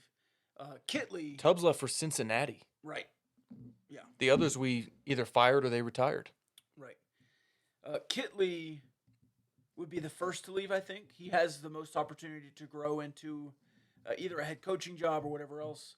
Tim DeRuyter has done the head coaching thing. I don't think he would leave for a head coaching job. He might scratch that itch again. I don't know. But I would say you could certainly have this coaching staff for 3 or 4 years. And then I hope Zach Kitley gets an opportunity. How about that? because I want to be that successful where somebody's giving him like Incarnate Word, or somebody's giving him a head coaching job. Houston Baptist wants him back to run their program if that's what Zach Kidley wants to do. Yeah, and honestly, if I were Zach Kidley, I would not see the appeal in going to try to grind it out at a job like that, because that is a grind. Yeah. Versus just staying as a coordinator at a Power 5, because Power 5 coordinators get hired to be head coaches all the time. Right. You don't necessarily have to go do it at the FCS Group of 5 level before a Power 5 school will hire you. And he's very young. So. Yeah. Joey has passed Matt Wells already in getting to a bowl game in his first year and beating 2 Big 12 teams in a row. What other ways has Joey beaten Matt Wells in just one season of recruiting? For one. Recruiting. Matt Wells loses to Houston, Texas, and Iowa State this season. I don't know. Texas and Iowa State, yeah, for sure. In what other ways has Joey surpassed Matt Wells in year one? Recruiting, community buy-in. I don't think you have a lot of these facilities momentum, the NIL Matador Club momentum with Matt Wells in year 4. It would be stale, and those people would be on the sidelines. Instead, they see the vision that McGuire has, and they feed off his energy. And so all these ways, I think, are tangible ways that you've improved the program by making the switch from Matt Wells to Joey McGuire. Keith Patterson went 7-4 at ACU this year, played in the WAC championship game, and beat Sam Houston State in year 1. Would Keith Patterson have fared better as head coach at Texas Tech over Matt Wells? Who's his defensive coordinator? Had he ever been a head coach? Tech improved more with Keith Patterson than with Yost and Cumbie.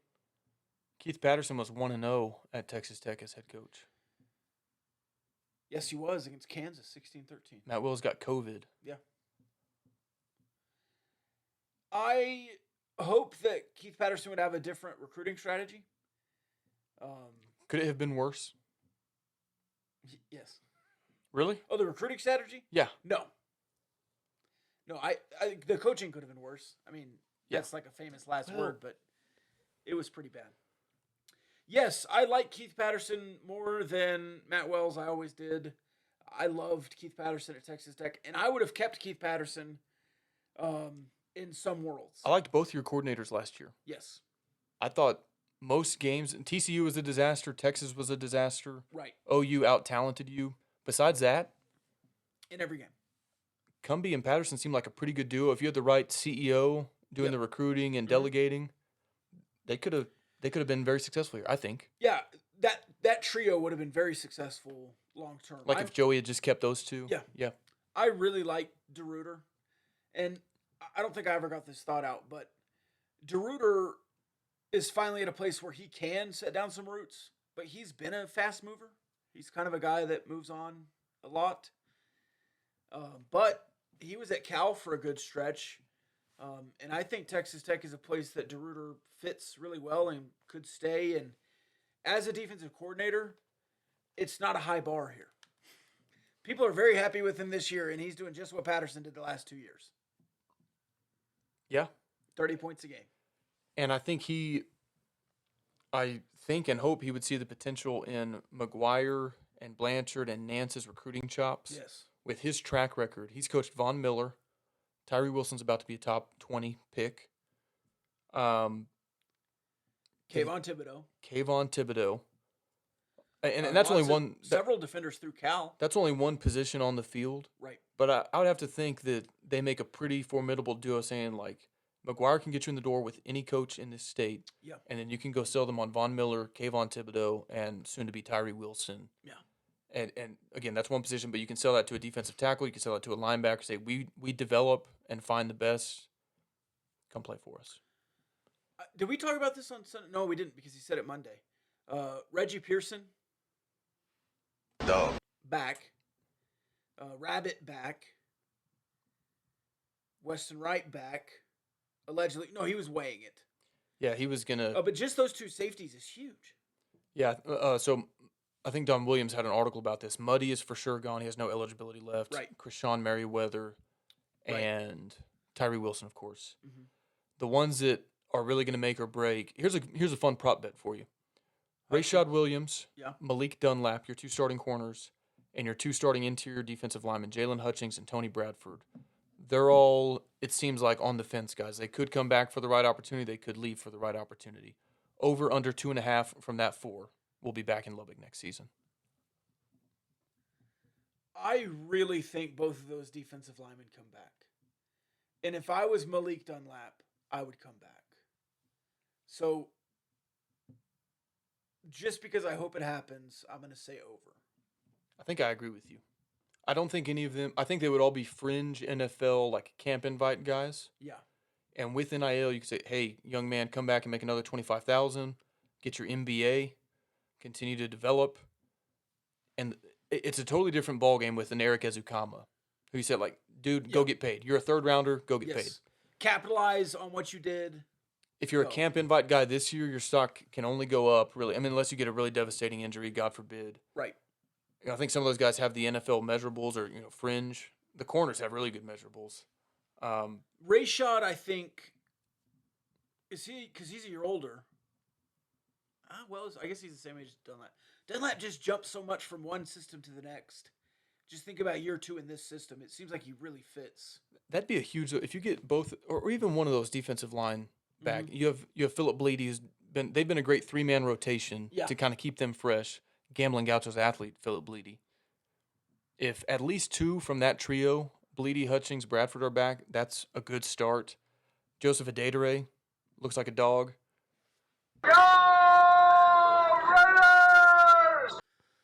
The buttons are right next to each other. Sorry.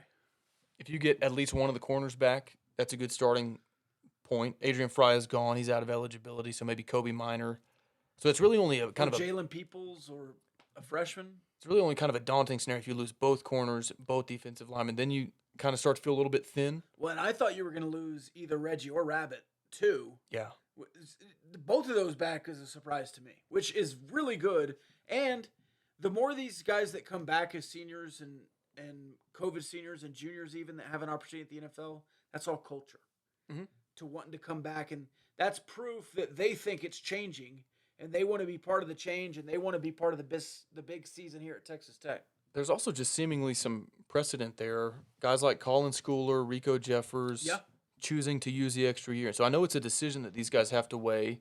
And like Eli Howard, back when he was here, I think there was a couple times where he was like, do I just want to be done with football or keep playing? And he kept playing. So that's the Lubbock culture. It's beyond a coach. So I hope you have, because that's, I don't want to minimize the losses of Tyree Wilson, Krishawn Merriweather, and I'm blanking on the third one I named just a minute ago. Waters. Muddy. But if you return both of your starting corners, both your starting safeties, and your 2 interior defensive linemen, that is a great starting point for next year. Because there have been years where you're turning over way more than that, and you don't know what you're going to get. Well, and Jacob Rodriguez is back. One of the linebacker spots, I'm sure he will grow into a starter. Josiah Pierre. He's been playing a lot. Josiah Pierre, who he's got to be up there now, huh? Is he going to be a senior next year? He came here, I think, with 4 years to play 3, or maybe 4 to play 4. Maybe he just redshirted at Florida. He had redshirted at Florida. So he might still have at least a year, maybe 2. 2, yeah. So that's awesome. And he has really come on, man. I've been really impressed with him. Compared to other schools in the conference, let's say in the last 10 years, how bad do you rank the Matt Wells hire? And then he says higher or lower than Neil Brown. And he spelled it Kneel. Insightful question submitted to us on the Discord mailbag, which you can be a part of, patreon.com/GamblingGauchos. Trying to think of a worser hire. I said worser again. One of them batter hires out of all the hire today done made. A worse hire in the Big 12. TCU has only hired one guy in the last quarter century. Looks pretty good. Same with Oklahoma State. It looks pretty good. OU fans will probably tell you that Vegetables has taken their program back more steps than Wells took your program. Baylor's had hit on all their hires. Iowa State can't complain. Yeah, it's probably Wells, Gene Neal. Chizik. Yeah, how long was the window for us to? Well, it just said it doesn't give a window. I'll say since like the new round robin Big 12. Neil Brown was the worst. Chizik was before that. So Neil Brown, Matt Wells, Burnt Vegetables are all. I guess Charlie Strong. Yeah. I like him personally, but That was a bad hire. like at least Tom Herman, he won a Sugar Bowl. He played in a Big 12 championship game. I thought they fired Tom Herman too quick. They fired him because they didn't want to sing the song, and it was 2020, and everything was going crazy. And they had Sarkisian just waiting in the wings. man, And he anytime wanted- you can hire a guy who's 36 and 24, you got to do it. Yep. So yeah, I mean, it's one of the bad ones for sure. Neil Brown sucks. Oh, Les Miles. Matt Wells 3-0 versus Neil Brown. So I guess maybe he's a rung above him. Les Miles, he was 1-1 against. No. He was 0-1. Keith Patterson beat Les Miles. No. But they beat him before he got fired. Before we fired Wells? Yeah. That was Leipold year 1. That was Leipold year Matt one. Wells did not beat Les Miles. Oh my God. And you can be like, well, he would have if not for that COVID. You won that game by like 3 points. Yeah, 16-13. I'm being serious. Like, it's kind of funny, but maybe Keith Patterson's coaching chops won you that game versus the alternative. I don't know. Maybe so. That's it. Okay, let's make some picks then. Okay. You want me to pull those up too? Yeah. It's getting late. La-da-da-da-da-da. Arizona putting it on San Diego State. I think Arizona and Creighton is going to be a really good championship game. We'll see how it goes, but there's a good chance you ran into the best team in Maui game 1. Nothing to hang your head about. And Ohio State tomorrow. Is this the first half? 33 points, 3 minutes left in the first half. That's pretty good. Yeah, 33-19. All right, let's start in Austin. PS. Baylor, Texas. You don't I hate that like song. Blake Shelton? Not that song. Go, Bell. I'm more of a fan of chew it back and chew it back and chew Oh it back my and God. spit. That's the worst Blake Shelton song of all time. It's better than Austin. What about Old Red? No, it's not. Austin is a banger, dude. I'll sing it anytime it comes on. Okay, my honest Blake Shelton take is that the beginning was really bad. The latter years were really bad. In between there, like 08, Oh, the early. 08 to 2011 was He okay. lost his magic when he cut his mullet. What's your favorite Tim McGraw era? Ooh. I think he's been good in across eras. Yeah. I like the early stuff, Yeah, the Barbecue stain. on my white t-shirt. but even like, felt good on my lips. That Killing was me in that 15 years miniskirt. later. Yeah. Don't Take the Girl. That'll tug at your heartstrings. Don't take the. Well, I'm sure. Yeah, with you. You have a daughter. Yeah, but I don't have a daughter. yeah, That's all I'm saying. But it's not. Yeah. at the end of it, The end of it is when his wife is having complications giving birth, which my family well, did you not have have. a wife. Yeah, I don't have a but wife either. thankfully, I'm just saying that song wouldn't tug at my heartstrings. As much sure it as- would. It ought to tug at anyone's heartstrings. No, I don't. Nah. You're not a sensitive Red Raider then. What about? I'm a psychopath, probably. What about the bull named Fu Manchu? Yeah, that's a good. What's that? Of course. What's the title of that song? On a bull named Fu I know the song. Manchu, What's the name of the song though? I went skydiving. Rocky Mountain Climbing. Rocky Mountain Climbing. What's the name of that song though? Hang on, quit singing it for a second. Let me think. 7 seconds. On a bull down. Oh, it's probably called "Live Like You Were Dying." I was almost there. It's probably the name of the song. Yeah. What's the Live Barbecue Like- Stain song though? Because I thought it was called Barbecue Stain, but I don't think that's what No, I it don't is. think that's right. Got Killing a me in that barbecue mini stain on skirt. my t-shirt. What are we? Heart Don't Forget. A moment like this. Something like that. Moment Like This is a different song. Heart don't Some forget. people. Wait a lifetime. That's not a Tim McGraw song. No, you know, it's Tim not. McGraw is married to Faith Hill. Yeah. Tim McCraw was in. What's your favorite Faith Hill Blindside. song? I have no idea. Mississippi Girl. Is- Mississippi Girl. Don't change your ways just because Sound- everybody knows her name. What's the? I feel like a woman. That's Shania Oh, that's Twain. Shania Twain. First woman I ever had a crush on, by the way. Shania Twain. Mine was Allie Lauder. If you know, you know. I think Faith Hill is Breathe. I can feel you breathe, watching over me. I don't know any. So what's the one about the sun The sun drops. I can feel the sun. Teardrops on my guitar. No, that's not it. That's Raindrop. Drop top. No, that's not Taylor Swift. That's not. Sun drops. Something about the sun. I can feel the sun on my face or something. Oh, the Lone Star song. Amazed? I'm the sunshine in your hair. No, it's I'm a the Faith- shadow on the ground. It's either Shania Twain or Faith Hill. I'm the whisper in the wind. And people say that George Strait is I'm the your best of all time. imaginary friend. That's a great song. And I'll be there till the end. All right, what other random country Joe musicians? Do what? Joe Diffie. I don't know Joe Diffie. He's a John Deere man. You like the song Snake Farm? Yeah, I know a band called Snake Farm. Yeah. It Yeah, just sounds nasty. So Snake Farm, the band. Snake Farm. It You're not pretty going much to believe is. this. You're not going to believe this. I bet I will. So my stepdad's friends have a band called Snake Farm. It's a bunch of like 60-year-old guys in Plano. They go to like the local like Applebee's and not Applebee's, but like Yeah. restaurants like that, and they'll play out on the patio. Oh my god. They refuse to play. What's the song they won't play? They won't play Tom Sawyer by Rush. Dun-dun-dun-dun. Why? I don't know. It's a cool song. Me. Da, da, da, da, da, da, da. Were we still in the mailbag? Or we were making picks. Yeah. Texas versus Baylor. I'm gonna be honest. I had a Primo Vibes gummy before you came over because I thought Okay. we weren't gonna have a long episode. Here's the situation. We were gonna do Texas Baylor. You didn't even tell me what the spread was because you started You singing s- about Austin, P.S. and This that was is the rabbit Austin. trail. Yeah. All right. What's the spread? No free What are you ads. pointing? No, I had a Primo Vibe earlier. I was just gonna say if you order Primo Vibes at primovibes.com, you can use the promo code KKM. They're great, dude. A lot of primo That's all I'm vibes in the Cardinal Sports Center studio Great tonight. vibes today. After you're so aggressive last week, it's kind of nice to know you're my friend again. Baylor Texas.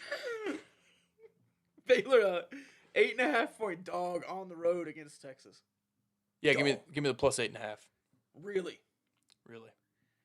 I took this. And if not, then Dave Aranda sub 500 in the Big 12 through 3 years. well, he can Something to monitor. cover and still be that. Well, if they don't cover, Oh, against the spread. Yeah. Sub 500 against the spread. no. If they don't cover, if they lose by 9 or more, Right.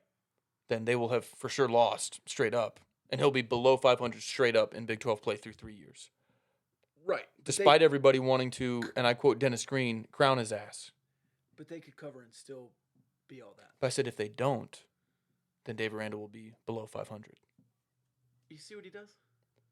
I just said the same thing that I told you the first time. Right, but I wasn't correcting you. I know I you was weren't. just adding on, and then you were correcting me. Even No, though I'm you just didn't saying need if to. they don't cover, then they obviously didn't win. Right. So he'll be below 500 in Big 12 play through 3 years. He is who we thought he was. I took Texas at -4.5. I think Texas will win the game. Well, aren't you sharp? I did not think it would go. I even think this might have even been a look-ahead line that I took last week or 2 weeks ago. Hopefully Texas wins by 6, and we both That would be cha-ching. awesome. 56 total. Over. I have not done the pick'em yet. Remind me to do that before you leave. We didn't do it the last 2 weeks. No, we did it last week. I did. Okay. I didn't see it. We might not have posted it, but I did it and sent it to you. West Virginia, Oklahoma State. What's the spread? -8.5 again. I always pick the ears, and Oklahoma State's been so bad down the stretch. Give me the ears, plus 8.5. In Stillwater. Who cares? They're pretty striking road and away. They've not been good for the last month. They've been bad. West Virginia? Oklahoma State. No, West Virginia's pretty striking home and away. Okay. When they're on the road. Oh, yeah. Oklahoma State's been really bad. I'm doubling down on West Virginia. +8. I think we agree there. Total 64? Under. Oklahoma State can't score. Yeah, it's going to be way under. And surely Spencer Sanders doesn't play again. He might.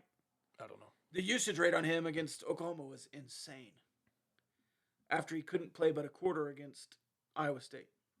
I think it's a Keenan Evans situation where they can give him a shot in the arm, quite literally, but it wears off. I think Spencer Sanders was choosing to sit out and then inserted himself back in. Iowa State at TCU. This line is settled at +10. What's the Cyclones' money line? +285. Let's ride. In Fort Worth. You think so? Let's ride. We're about to find out if Matt Campbell's got a 5-star culture. One team motivated to make the college football playoff. The other team, absolutely nothing to play for other than ruining their season. Mm-hmm. I wouldn't put it past them. I would take TCU to cover. And I have not been on that bandwagon for most of the season. I've tried to fade TCU at every turn, so maybe this will jinx them. Kansas at Kansas State. This is the Sunflower Showdown. Cats. I was really trying to figure out what to say there. -12. Cats. Wildcats -12. Total at 62.5. Under. You know what I'm betting. Kansas' opponent and the over. Hell yeah. Texas Tech, Oklahoma, +2. Texas Tech at home. Total is 64.5. I will start this one. I'll take Texas Tech. I think they'll win the game. I think this is a very tight total. I'm going to go close game, 34-28.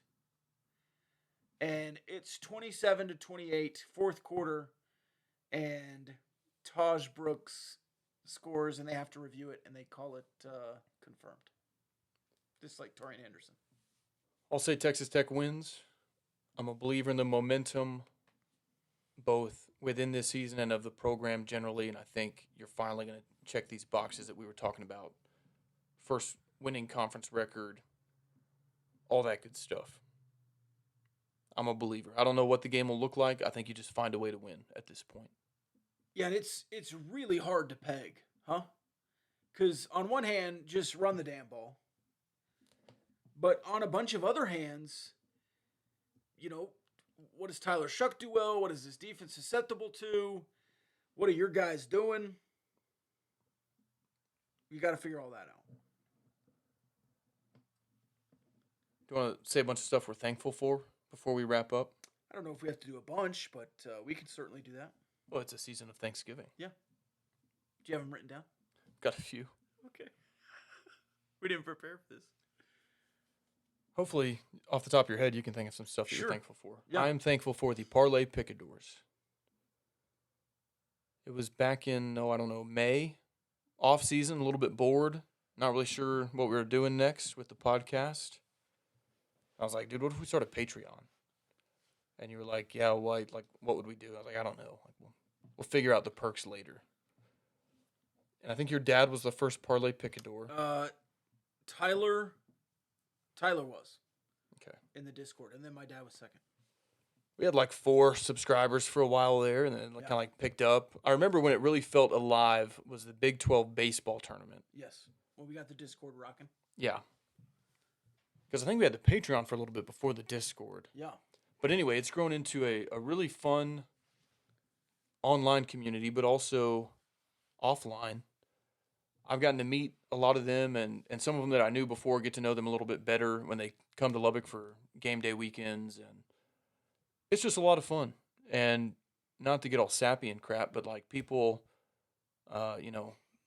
get married, have kids. Right. In the 6 months we've been doing the Discord.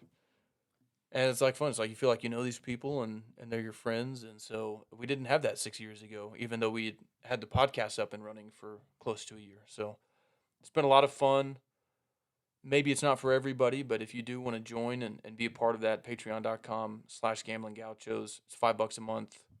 A lot of perks. I love how you can. I'm thankful that you can work an ad read into everything. Yeah, I felt like I got really insincere at the end there because it That's all turned right. into an ad read, but I meant what I said. Yeah. And then a portion of proceeds go back to the Matador Club to support our student athletes. On that note, full transparency. When we make the donation, I always put in the note that this is from the Parlay Picadors, listeners of the Gamblin Gauchos podcast. But they need like a billing address, and so I put my info. Right. Sure. And so they sent me a little gift. They sent me a ball cap and a sticker, which I wish I could share with the 90. You didn't even tell me we got that. Just kept Well, that yourself. well, it came in the mail like yesterday. Oh, okay. What was the hat? It was a Matador Club hat? Yeah, or like a tech hat? Matador Club hat. I wish I could split it several different ways. I'll probably just keep it, though, if that's cool with everybody. I mean, one of us is the hat guy, but. Oh, no, that's right. Yeah, no, it should be you- your hat of the day. No, I insist. In you fact, can have it. I'll re-gift it as your Christmas present No, this year. I don't want it. You know, just wait a month. It's all Okay, yours. All right. All right, well, now you have to say something you're thankful for. Are you hiding your notes over Yeah, there? you can't look at my answers. I don't want your answers. I do want to echo some of the sentiments there, the Parlay Picadors, but just the audience as a whole. There's a lot of stuff that we do that is quote unquote engagement baiting or making listicles or baiting people on Twitter with a little bit of harmless trash talk, and the other fan bases mostly play along so well, and it's just a really cool audience and group that we've cultivated and that have, grown with us. And Kansas State fans, Iowa State fans, very few Kansas, Oklahoma, Texas fans, but even the TCU guys, the Lupton Beers guys, and just the broad audience I'm very thankful for, because there are a lot of times I don't want to do this anymore as far as my day job, but Gamblin Gauchos is really up to my passion again, and you're a big part of that too, Kyle. I think Rob just said he was thankful for me. Did everybody get that? I am. Well, I'm thankful for you too as my co-host, and that's spelled CEAUX/HEAUXST.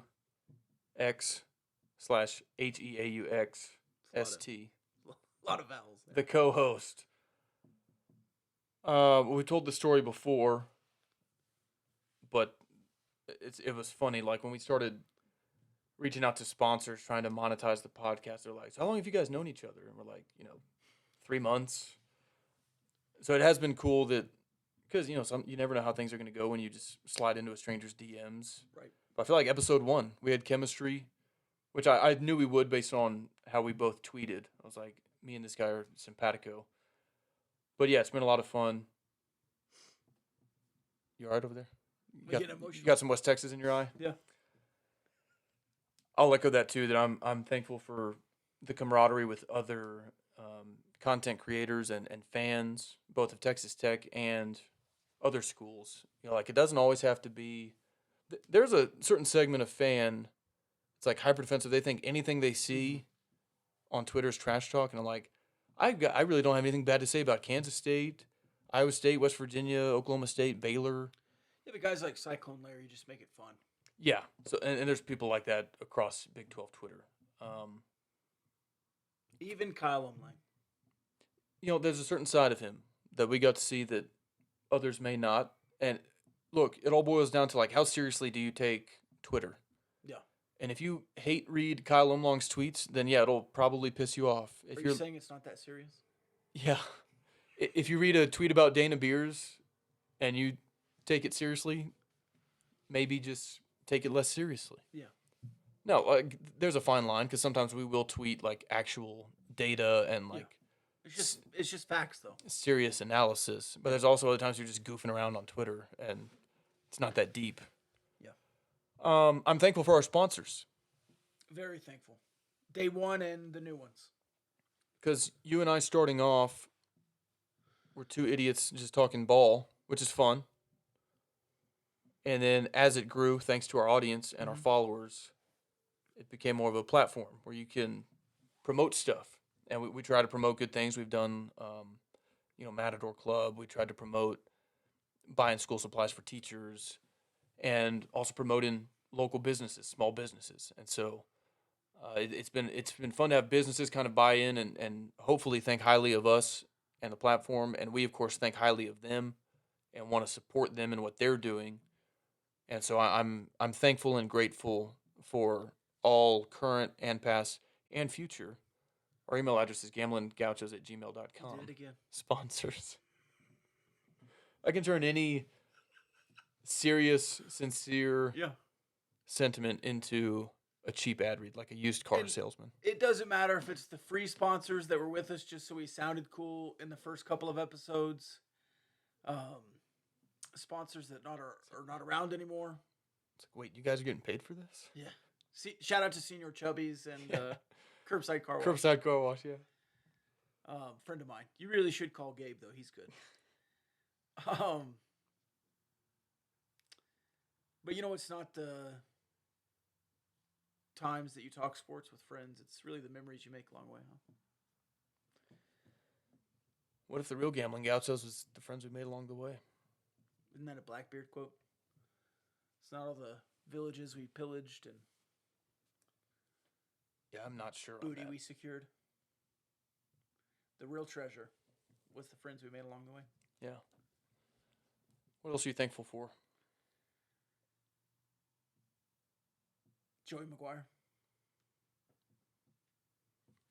Ditto. You know, this podcast trajectory really goes in line with Texas Tech football because our first major episode was us calling for Matt Wells' head, and then he was fired the next day. And then we had the whole Joey McGuire, hire McGuire thing. That was our first big social media push. It's really funny to look back on that. It felt like we were blowing up during hashtag hire McGuire. Yeah. But if you look at the analytics from that month No. versus now, it's like, did anybody even know that we were tweeting about Right. Joey McGuire? Yeah. Probably not. But we were having fun. If a tree falls in the Yeah. forest, you know.